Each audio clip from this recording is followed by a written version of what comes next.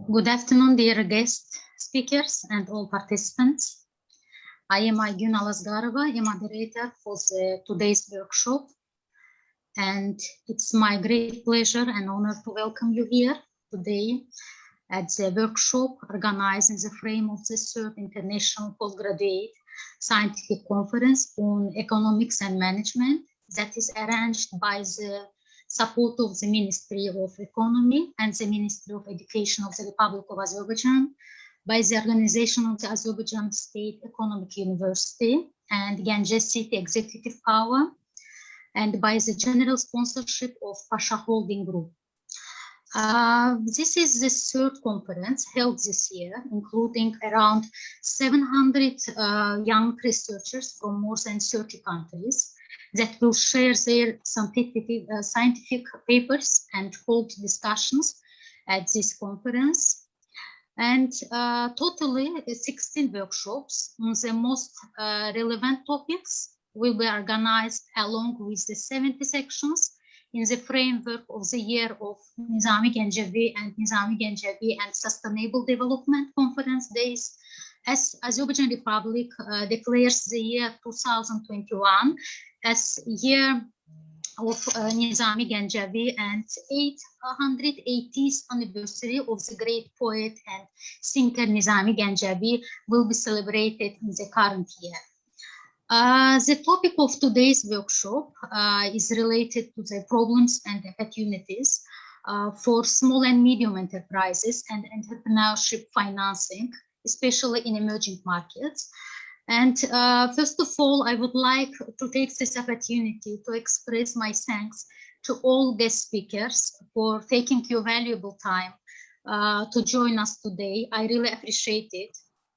And I would like to start by introducing the guest speakers. Dr. Abdul Hassan Al-Dairi from the Kingdom of Bahrain is the chairman of Bahrain Small and Medium Enterprises Society since the year 2006 and a founding member and shareholder of various companies in Bahrain and worldwide. And Dr. Al-Dairi is a researcher and practitioner in the field of entrepreneurship and SMEs development for more than 20 years. And Dr. Al-Dairi also received his PhD degree in entrepreneurship and MBA degree in marketing management in United Kingdom. You are most welcome, Dr. Al-Dairi. It's really nice to see you here. Thank you, Mr. Rafael Yusubov from Azerbaijan has a strong background in finance and banking. And Mr. Yusubov is an expert in business finance and has a wide experience in practical project works, and at the same time has an extensive knowledge of the latest banking regulations, rules and laws. And you are most welcome as well. Hi everyone, thank you, Aygün Hanım. Thank you, nice to see you here. Mr. Ashad Iskandarov from Azerbaijan has a strong background in finance and credits. Mr. Iskandarov is an expert in business finance as well and has a huge experience in SME and corporate banking. You are most welcome as well. Thank you. Ashad. Thank you. Thank you, nice to see you and thank you for joining me. Before we start our discussions, I would like to make some introduction on SMEs business. Actually, small and medium enterprises play a major role in most economies, particularly in developing countries. And it's known that SMEs account for the majority of businesses worldwide and are important contributors to job creation and global economic development. And today they represent about 90% businesses and more than 50% of employment worldwide. However, according to the estimates, 600 million jobs, might be more, will be needed by 2030 to absorb the growing global workforce, which makes SME development a high priority for many governments around the world. And in the meantime, in emerging markets, most formal jobs are generated by SMEs, which creates 7 out of 10 jobs. However, access to finance is still a key constraint to SME growth, and it is one of the issues facing SMEs to grow their businesses in emerging markets and developing countries. Therefore, today we are going to conduct our discussions on 2 important issues. First one is SME finance, and the second one is financial knowledge and skills of SME entrepreneurs. I mean, financial literacy of SME entrepreneurs at its priority nowadays. And first, I would like to ask Dr. Aldairi to share with us the success story of his business activity on SME society in Bahrain. And as I come to know, leveraging your expert knowledge and experience, you work globally with public and private sectors, intermediaries to support SMEs development in emerging markets and developing countries. And therefore, as I am always saying, success doesn't come to us. We are going to success, and you definitely created that success. And therefore, we wanted to know what are the results of your works, and to share with us the success story, your success story of your business activity on SME society in the Kingdom of Bahrain. Please, Dr. Aldairi. Thank you very much. First of all, thank you very much, Dr. Aygun, and all the organizers for this important event, organizing such an important event, coming at the right time, and also for inviting me as a guest speaker from Bahrain. I'm really glad to be on board with you in this important event. And when we talk about the finance for SMEs, I think we're talking about 2 important aspects here. We're talking about the SMEs on one side and the finance on the other side. And as you all know, that finance is the blood of business. So if there's no finance, there's no business. Yet, here comes what is more important. Is it the way we manage the business or the finance? In other words, if we have finance, but don't have the necessary skills to manage business to be a successful one, it is of no use. While if we don't have the money and we have necessary skills through which we can elaborate and get the finance, then we can make a success story. So the way how we manage the business is very, very important, and it is more important than finance. Yet, finance is also very important. Now, when we talk about the importance of the SMEs, I'll try in the time limit of 10 to 15 minutes, try to shed the light on different aspects as much as I can, the importance of the SMEs, and then talking about the internationalization of the SMEs, talking about the linkages between the regional and the international markets, and then try to give you an overview of the SME finance in Bahrain, some of the success stories, as well as the some of the problems and obstacles that we faced and the way to come over. Okay. Now, talking about the importance of SMEs, although they are open for direct damage, especially during such crises that we are living in, whether it is to do with the pandemic of the COVID-19, or even much before that, the international financial crisis. The first to get the hit are the SMEs, yet they are mostly able to cope and maneuver. And that's one of the important aspects for the SMEs, that they are, it is said that small is beautiful, and hence they are able to cope with such a crisis. If they are well managed, they can cope and absorb that damage, and then they can maneuver and change their main lines of business or investment just to cope with the situation. So on one hand, they are the first to get the hit. Most of the SMEs, they suffer during crisis. However, if we have a good management of that SME, they have the benefits or the advantage of being a smart organization that can maneuver and stay alive in the market. Normal people, when I say this, I remember the words of Kofi Annan, who is the former UN Secretary General, where he says that normal people, they look for problems as problems. Only entrepreneurs, they look for problems as opportunities. So here, we're looking for opportunities. Whenever there are problems, we're looking for opportunities.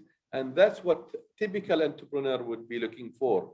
Whenever there's a problem, they look to the positive side of the problem, that behind that problem, there must be some opportunities. And they go focusing on those opportunities, and then they look for the opportunities and they go for it. And hence they change that crisis from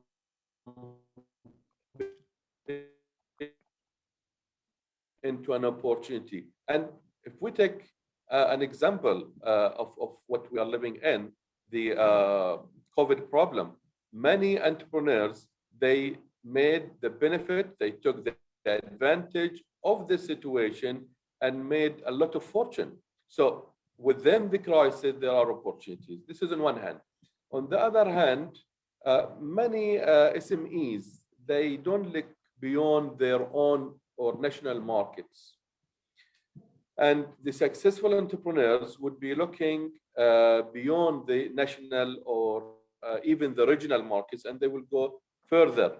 And within those international markets or the regional markets lie some opportunities. And that's why we came up with the UNISMO initiative, the United International SMEs Organization. This initiative we took last year, and it is now 1 year old, and it is gaining momentum. It is an international initiative to tie up all the SMEs worldwide, internationally, not only regionally. So this would link the GCC regional market, for example, in the Gulf, with the CIS markets.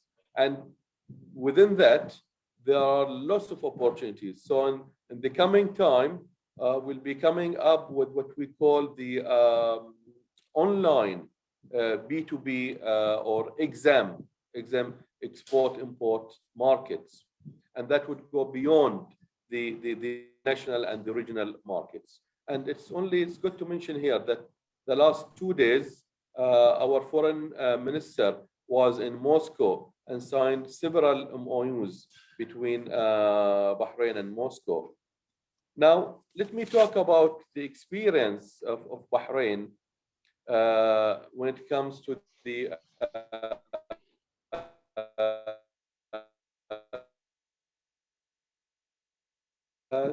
10 or 15 years ago, we used to have only one bank, which is the BDB, Bahrain Development Bank, and that bank was the only bank geared for the SMEs finance. So there was like a monopoly, and it wasn't enough.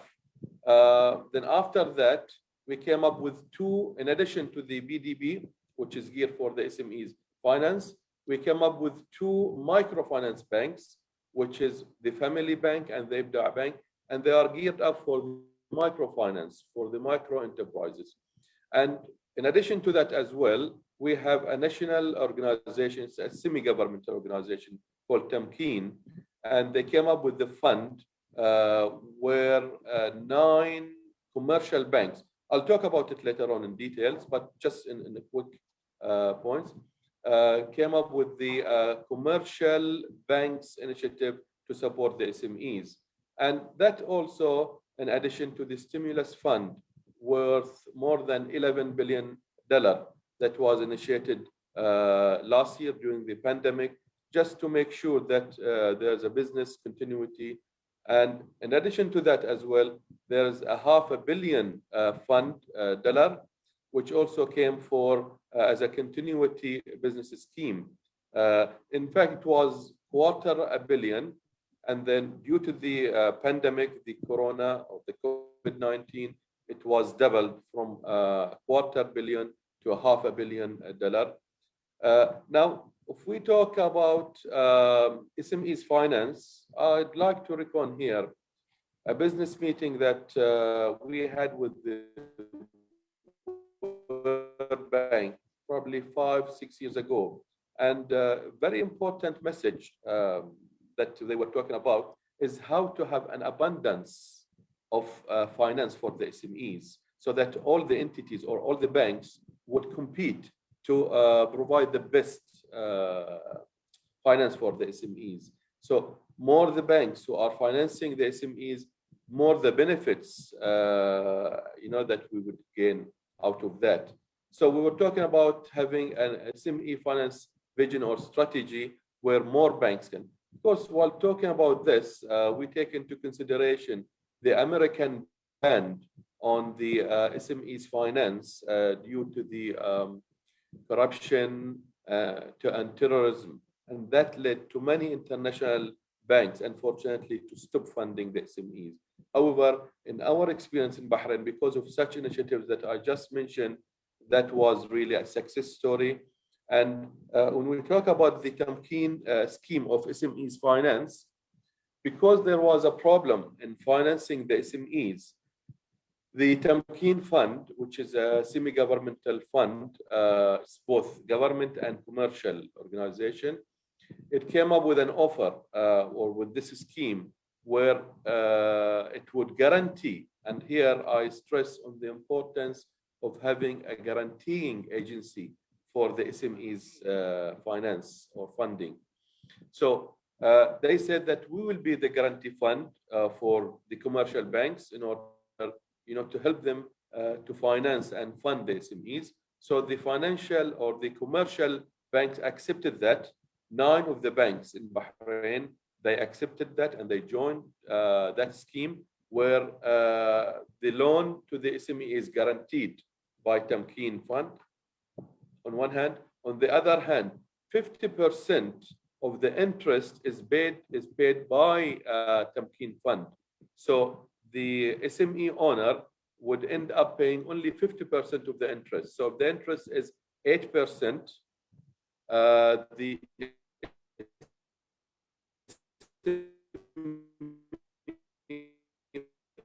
owner would be paid by Tampine Fund. This is on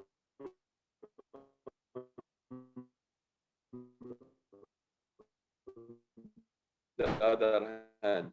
Now, while saying that every commercial bank, in order to get its license renewed annually, they have to maintain no less than 30% of their, the total funding, 30% of it minimum to go for the SMEs. And by that, they make sure that SMEs are well financed.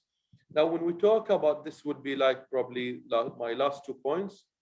When we talk about the wrong financing partners, and unfortunately, I reckon some of the experience with some of the banks where they came into partnership with some of the SMEs owners, some of my colleagues, and they were very successful business. Unfortunately, because of that bank, I would say wrong strategy as a partner, it led to that business to close down. So my advice here that if you as an SME owner get into partnership with the bank or a lending agency, make sure that you have the majority of the share controlled by others because you are the expert in managing that organization and not the bank. Last, just to add that we have also some other private sector success stories in Bahrain, which is one of them is Tenmu. It is like an angel funding agency, and it's been now more than 10 years, and to be successful in funding SMEs, getting into partnership with them and feeding them up. And that's also in addition to some of the accelerators which go on crowdfunding and help the SME to be a successful business. Thank you very much. I hope it is within the time limit. Thank you, Dr. Aldairi. Dr. Aldairi, SMEs are less likely to be able to obtain bank loans than large firms. and we discussed with you this issue before as well. And instead of that, they rely on internal funds or cash from friends or family to launch and initially run their businesses.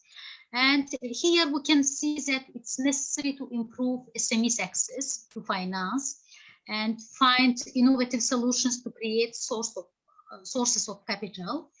And from your point of view, what are the current country's sources of finance for SMEs in your region?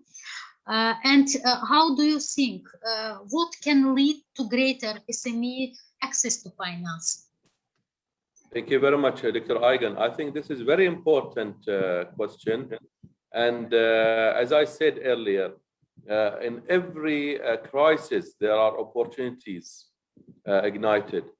And because of the economic crisis and the pandemic crisis, many banks, I'm talking about the region here, the GCC, many banks, and I think that would also go worldwide. Many banks, they have a lot of cash because people are not, many people are not yet really investing much because they are scared, they are afraid. Everyone is saying, well, let's wait and see what is the end of this pandemic. Everyone is saying, well, we cannot decide now. We are living in like a moving sand. So we can't take sort of final decision. Let's wait. This thing has been said since last year. Last year, same time, June, July, August, people were saying, well, let's wait till this pandemic comes to the end, and then we will decide. So many investment projects have been kept on the shelf, waiting for the pandemic to come to an end.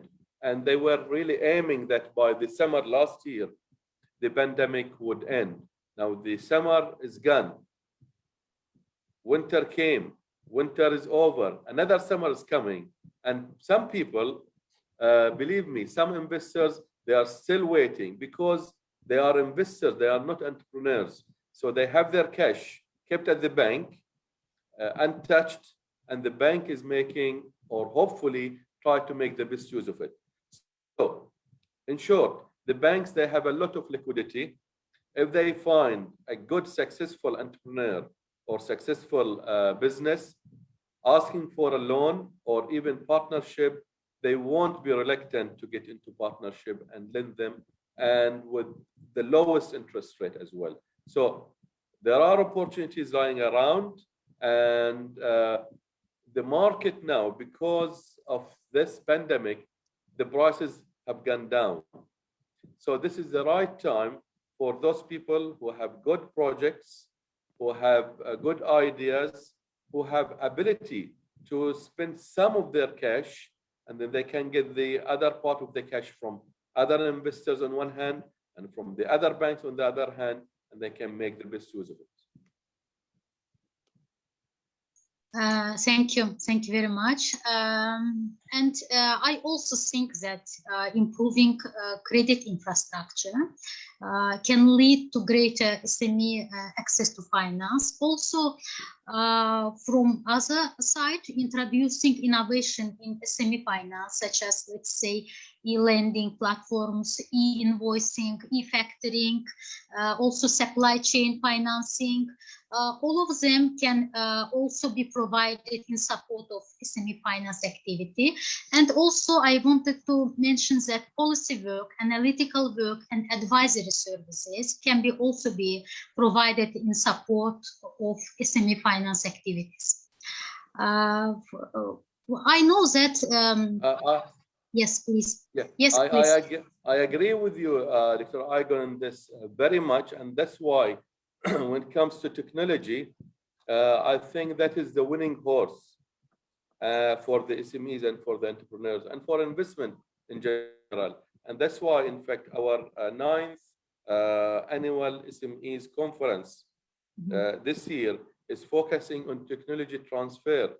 So it is to deal with, and you are all invited to attend. We'll send you the link. It's going to be on the MSMEs International Day on the 27th of June, so end of this month. And the focus of the main theme, because every year we have a theme for the conference. So the theme for this year's conference is about MSME technology transfer and innovation. It is to do more with digital transformation and the importance. And that is the winning horse now. I think the pandemic, it accelerated the use of digitalization, and the entrepreneurs and SMEs are the best to come up with such solutions when it comes to digitalization and technology transfer and innovation. Thank you. You mean microfinance as well, yeah? Yes, in microfinance, and that's why many banks, in fact, they are willing to lend SMEs or micro enterprises and startups that are going into technology and digitalization. And that's why the fintech now has been gaining momentum, in fact, even before the COVID-19. So fintech now is widely spreading all over the world. Yeah. Dr. Aldairi, thank you very much. I also come to know that your country is supporting women-owned SMEs. Yeah. Yes. And also there are many projects providing loans and business trainings for growth-oriented women entrepreneurs. Can you please briefly list this type of projects? Yes, we have a successful story. Yeah, please. Yeah, we call it the productive families. And I had the honor of looking after this project since its inception in 1996 or 95. So quarter century now, 25 years, and it's really growing. And now it's being taken care by the First Lady in Bahrain. And that's basically to help them advance, start from home as a micro enterprise, as a family micro enterprise, and then they go out, they fly up on their own, and for that there's a special fund scheme to finance them more than $260 million just for the families and for the women entrepreneurs.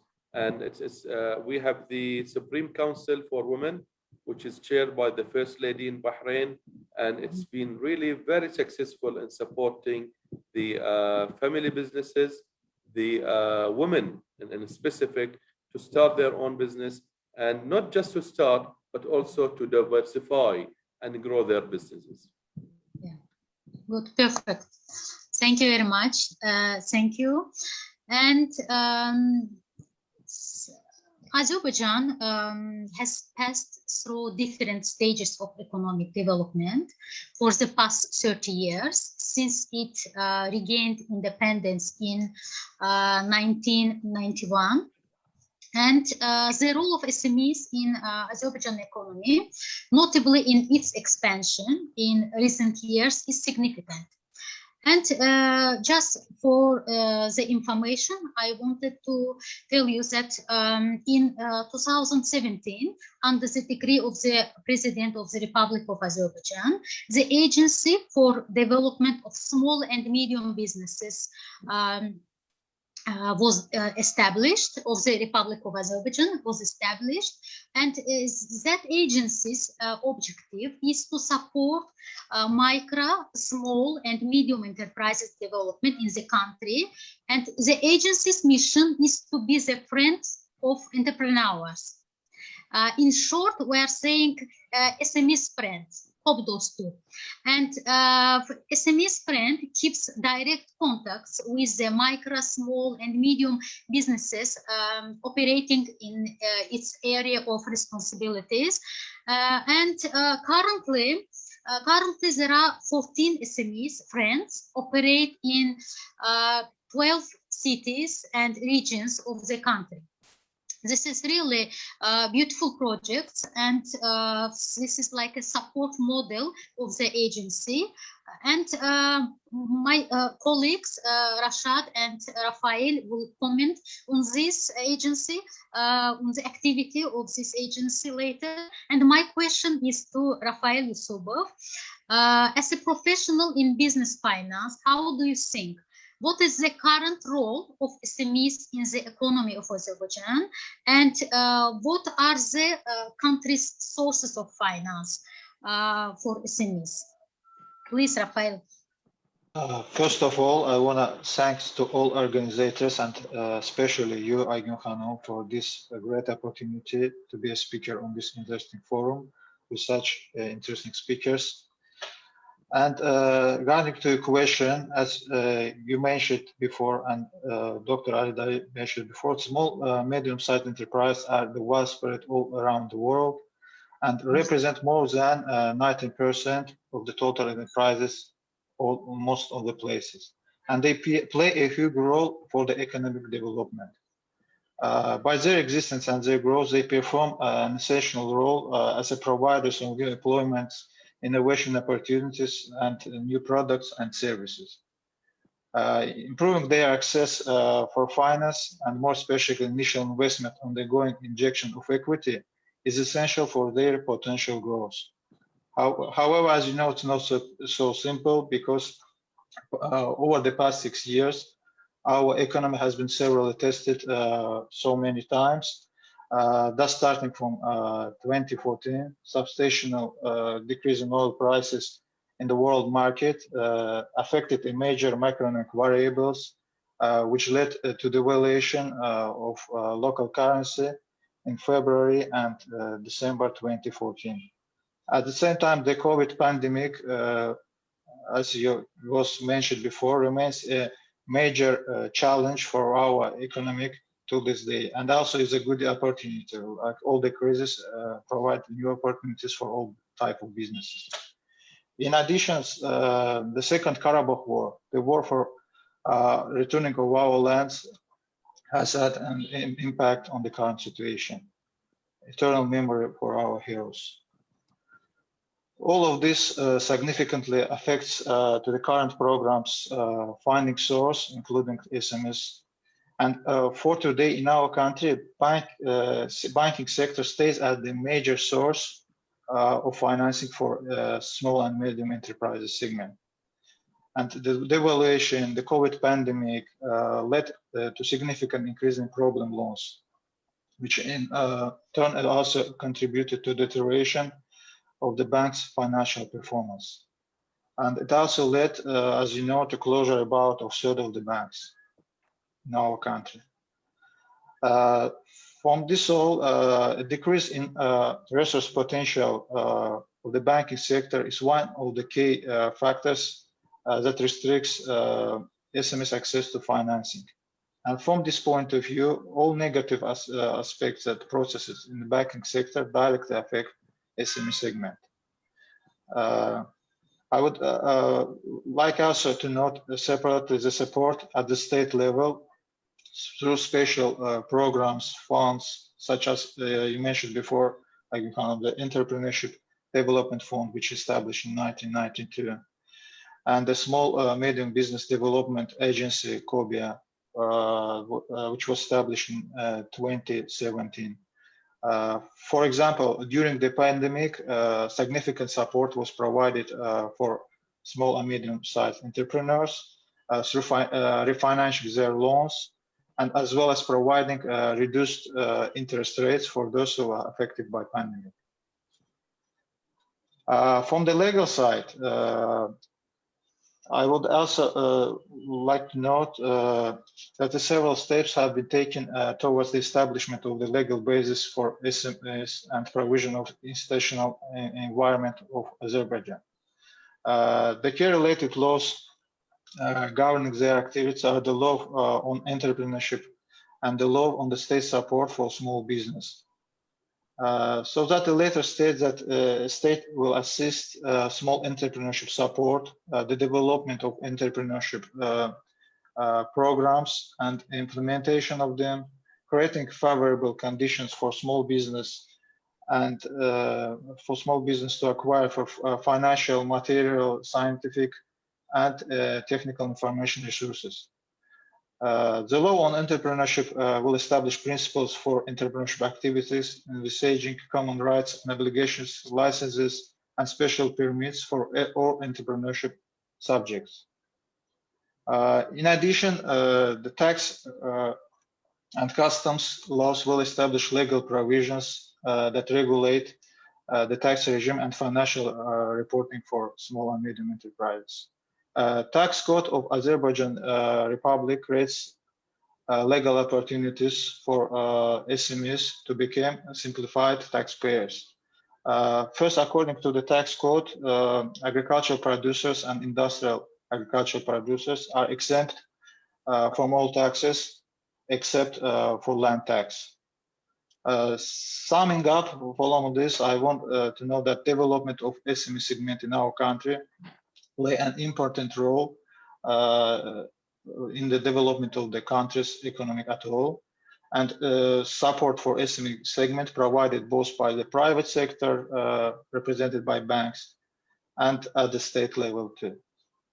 Thank you. Thank you, Rafael. Thank you.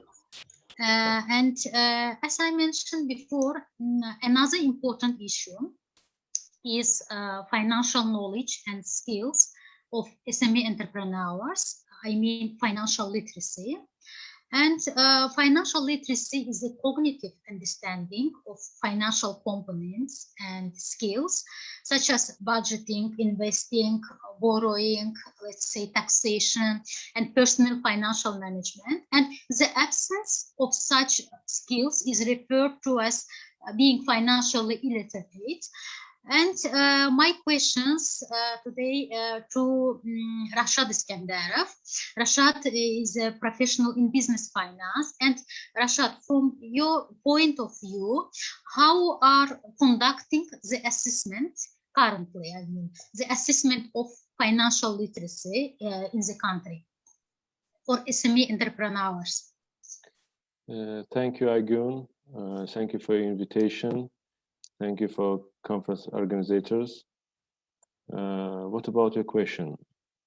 As per the approach of the Organization of Economic Cooperation and the Development, financial literacy is a set of skills of financial consumers to understand financial products and concepts to improve their well-being, evaluate their financial risks and opportunities, make informed choices, and take other effective steps. In many countries, there are state programs, strategies for financial literacy. At the same time, work is being done and to add financial literacy to training program. Central banks and commercial banks are conducting campaigns for different types of groups. In some countries, there are even financial literacy and advisory centers. Financial capability and education are important priority for our central bank, as it helps to empower people to become effective partners of these institutions as productive economic agents to improve people's lives. To this end, our central bank developed a national financial literacy strategy and financial education website. Since 2010, central bank has launched and incorporated under its mission the plan of the financial project with 5 main objectives. The first is make customers economically and financially more educated and skillful. The second, to educate parents through their children. The third, make change to the financial behavior of the people. And the fourth, inspire corporate social responsibility and to mitigate their risks. The promotion of the financial and the economic literacy as a public value can acknowledge as one of the key goals.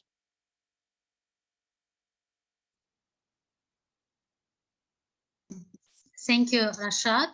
Thank you, Rashad. I also wanted to ask Which type of institutions are involved in this financial literacy? I mean, from public side, from private side? Can you mention briefly, please? Both of them. At present, the existing strategies to increase the financial literacy are reflected in our national roadmap, the strategic roadmap on major sectors of economy approved by the presidential decree on 6 December 2016. The three components of strategic roadmap are, now I tell them to you. The first, enhancing financial literacy, has been identified as one of the 5 strategic goals in strategic roadmap of the development of financial services in the Republic of our country. The country's financial services sector has been analyzed in the form of SWOT analysis in the roadmap, with the low financial literacy indicated as one of the weak sides of sector. Therefore, enhancing the financial literacy of consumers and strengthening the protection of these rights, it's considered as one of the priority steps. The second is a strategic roadmap on the production and processing of agricultural products in the Republic of Azerbaijan, argues the low-level financial literacy of agricultural producers has led to smaller shares of loans provided to agricultural sector in the total economy. Financial literacy is included among one of the priority activities, improving financial mechanisms in this agricultural sector to serve the strategic goal of facilitating access to finance.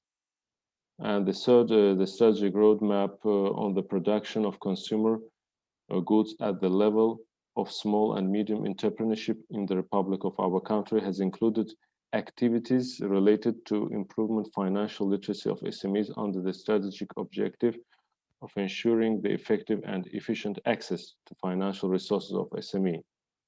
On 2017 International Saving Day, a financial literacy seminar was organized at the Agrarian University in Ganjar for more than 100 students and lecturers. The topics covered with the consumer behavior, family budget planning, insurance, tax, system savings, deposits, insurance mechanisms, cashless payments, security elements of coins, and promotion of national symbols of our banknotes. Later, the seminars were held at the Azerbaijan University of Architecture and Construction. The topics included macroeconomic reform, balance of payments, and banking sector. Thank you, Rashad. And from the strategy point of view, just briefly comment, what is the existence of financial education strategy? Existence,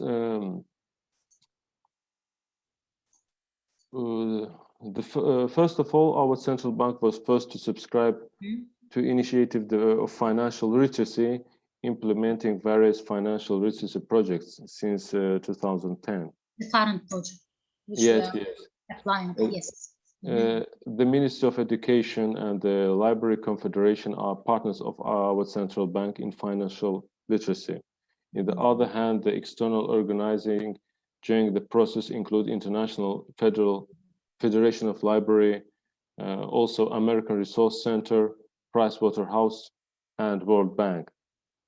Different public authorities and public legal entities are responsible for implementing activities to increase the financial literacy. The National Roadmap and Strategic Roadmap for major sectors of economy. The Strategic Roadmap for production of consumers' goods at the level small and medium entrepreneurship in the Republic of Azerbaijan shows the Ministry of Economy, the Ministry of Education, and FIMSA and Small Medium Business Development Agency as the main implementers of the financial literacy of SMEs in 2017 for today's.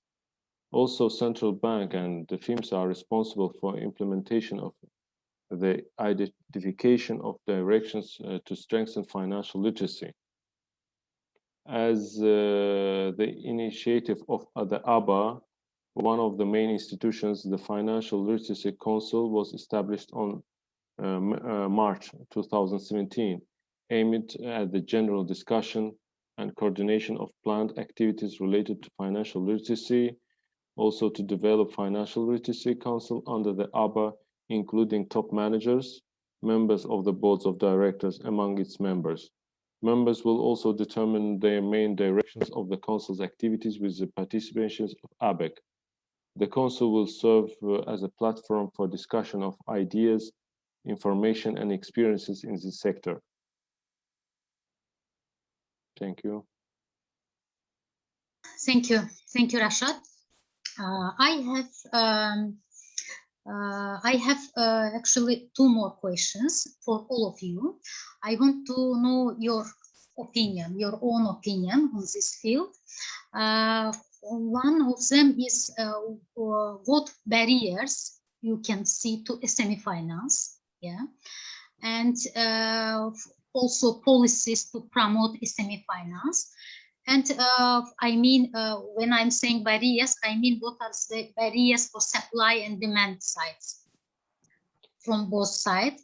And the second, my question is, what are the status of domestic and global value chains in your countries, in from Dr. Al-Dairi's countries, in terms of SME finance?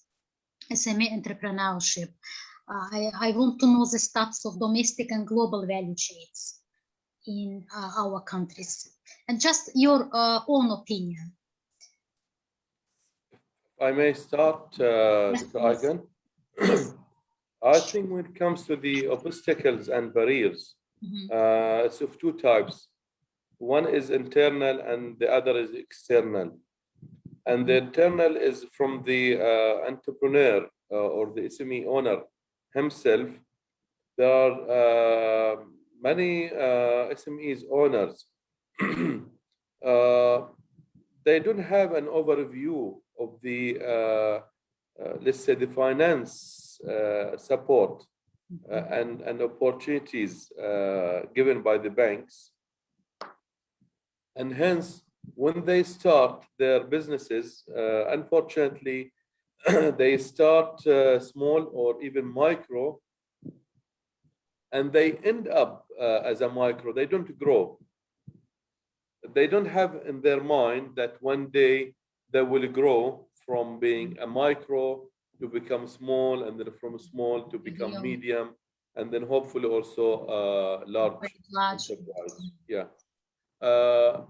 Moreover, many, I would say, SMEs owners, they don't even have in their mind that one day they can go on IPO and they can become, like, listed in the stock exchange, and then they may even sell their enterprise.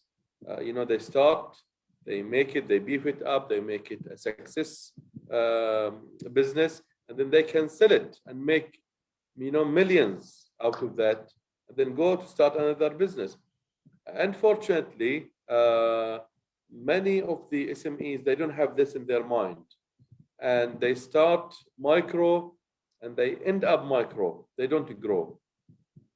So this is the first obstacle within themselves internally, their limited vision or mindset.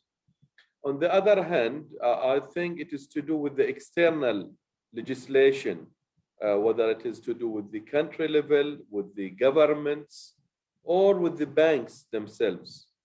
And the banks, they have a role to play. It's not only just to generate, more profits or income, but it's also got its own social responsibility to help the business community. And in fact, by helping the business community, they're also helping the economy, and hence they're helping the bank itself as well. So here comes the role of the legislative authorities, the role of the governments. Like, for example, what I mentioned earlier, that in the US, it is 30%, this is mandatory. On annual basis, 30% of the lending should go to the SMEs for any bank in order to get its license renewed. Otherwise, it's not. One thing more, probably I forgot to mention earlier, that talking about Bahrain and the Gulf, the GCC, although we don't have really that much of a problem of finance to the SMEs, but it was found that the best scenario, it was 2 to 3% lending to the SMEs of the total lending of the banks. And I think it was UAE that was leading with 9%. Just imagine 9% of the total lending for the SMEs. And Bahrain, because of the schemes that I mentioned, the rate was also pushed up to something around 9%. So both UAE and Bahrain, something around 9% of the total lending to the business goes to the SMEs, only 9%. And if we take into consideration that this has been taken up because it was only 2 to 3%. So can you imagine the situation that it was only 2 to 3, and in some countries, unfortunately, in the Gulf, I'm talking about the Gulf, it is still, the ratio is only 2 to 3% of the total lending for the SMEs only. So we have a long way to go and to increase the banks for more lending to the SMEs, and also to encourage the SMEs owners to take the benefit of having a lending. Because if you are making a profit, let's say you're making a profit of 30%, for example, or 20% every year. And that's what I keep telling even some of the partners as well in some of the companies. If you are making, and they are happy, in fact, with making, you know, in today's world, in this crisis, even if you make 15% annual profit, it is also good. So they are happy that they are making 20%, you know, annual profit. So I keep telling them that, yes, with your portfolio, with your investment, let's say it is a $1 million, for example, and you're making 20% profit, which is 200,000. Okay. Now, just imagine that if you go and tap on the banks and you get a loan from the banks, you are doing well. You have a good scenario. And so it is easy to convince the bank to give you a loan. Now, yes, you will pay the bank at the end, whatever interest, 7-8% more or less.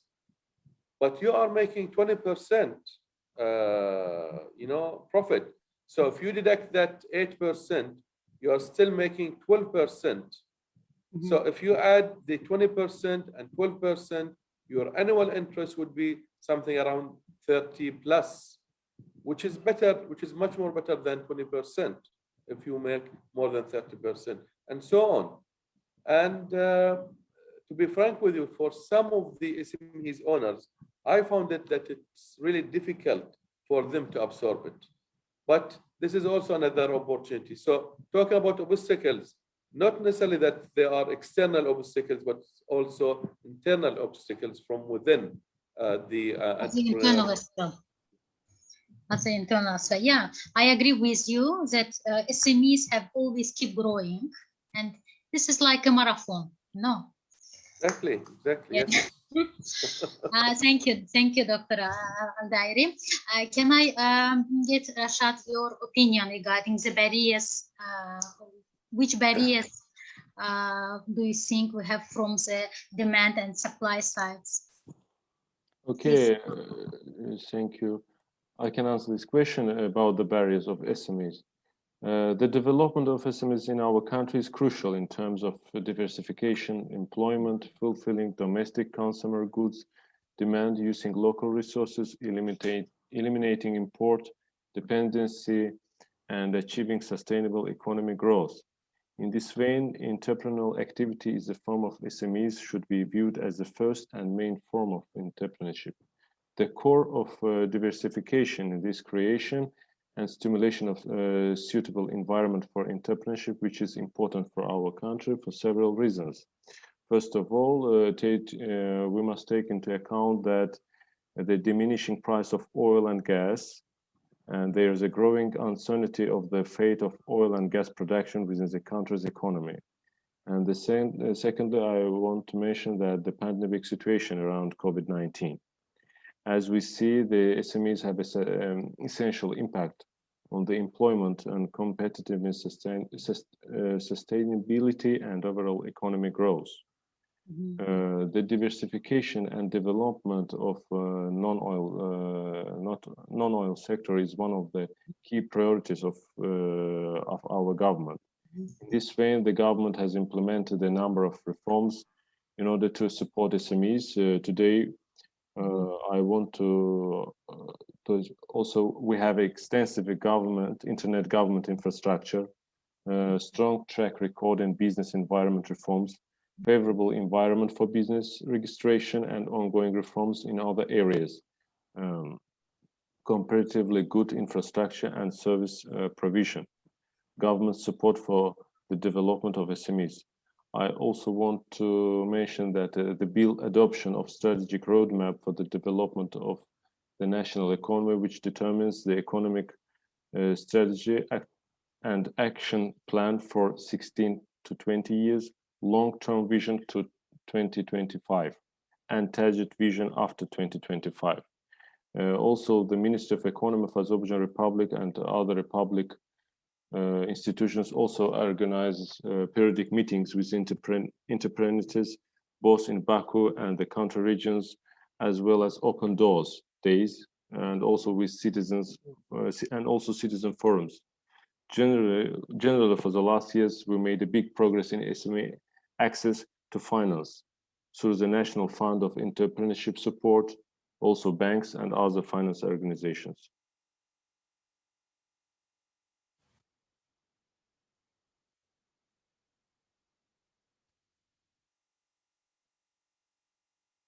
Aygün, please switch on your voice. Sorry. Thank you, Rashad. Thank you. Yeah. And all this can also promote SME finance. Yes, of course. Country. Yeah. And can we get your opinion on barriers and also on policies to promote SME finance, Rafael? Can we get your opinion on this question as well? Briefly, please. Thank you. Yeah, just your opinion. Can you hear us? We can't hear you. Yes. Sorry, my microphone was switched off. Yeah. Like I told before, there are two laws that entrepreneurship will establish principle for entrepreneurship activities, envisaging common rights, obligations, and licenses and special permits for entrepreneurship subjects. So from the tax side, the SME became a simplified taxpayers, and also I want mention that I forget to mention before the some mechanism which also support the SMEs to access the financial resources. It's since the March of 2018, SMEs can obtain and extract data from real estate registers to the state agency for public services and social innovations under President of Azerbaijan Republic, Asan Services, maybe here. So that's enhancing the ability to receive loans using the real estate data, and additionally, it provides new digital channel and new opportunities for SMEs. Thus, according to these new rules, the owner can obtain a certificate for register theirs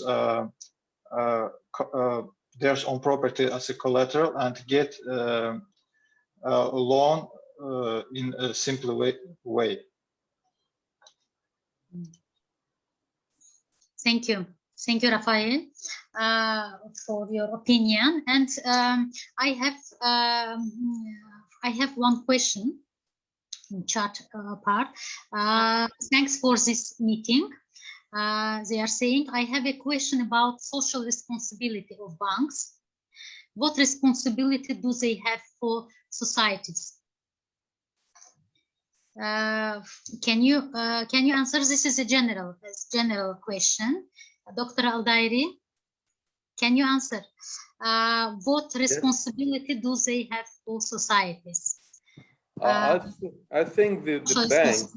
Yeah, thank you, Dr. Aygan.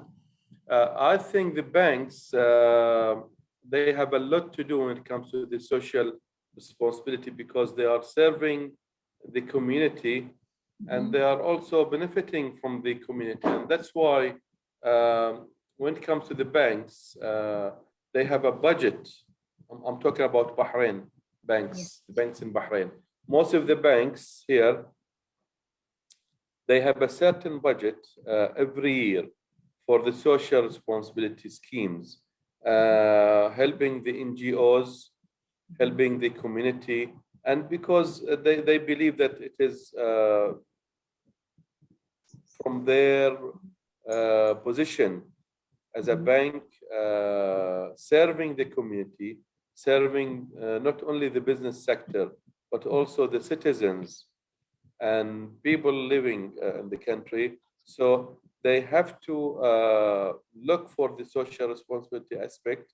And that's why in their budgets, every year, they have a certain amount, a budget to go for the social responsibility. This is on one hand. On the other hand, there's a strong belief that as much as you give, you also get back. And hence, it is totally, sometimes from business point of view as well, that in order to get, you have to give. And it would go to the extent that some banks, they take it as a marketing tool or promotion, which is good in a way. I mean, we're talking about business here where it is not pure charity. So at the end of the day, the bank, they always say, as you know, the bankers say, well, we are not a charity, we are a bank, and the money that we have, we are custodian. It is not our money, it is the investors' money, and we are responsible and questionable that the investors may ask us, what have you done? How you managed our money? So we have to maintain and make sure that we are managing it in a proper manner. So when it comes to the social responsibility, it is a good mixture in a way of the charity in a way, but then also to have the business aspect out of it. Because, and I'm saying this because it is not individual. If it is my own money and as an individual, and I'm giving it to the charity, it is different. I may not go on publicity and media and say, well, I have given, because this is individual.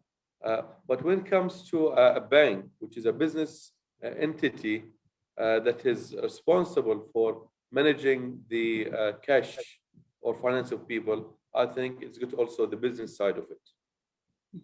Perfect. Thank you, Dr. Aldairi. Rafael, Rashad, can you add something? Can you comment something on these questions? I can add only that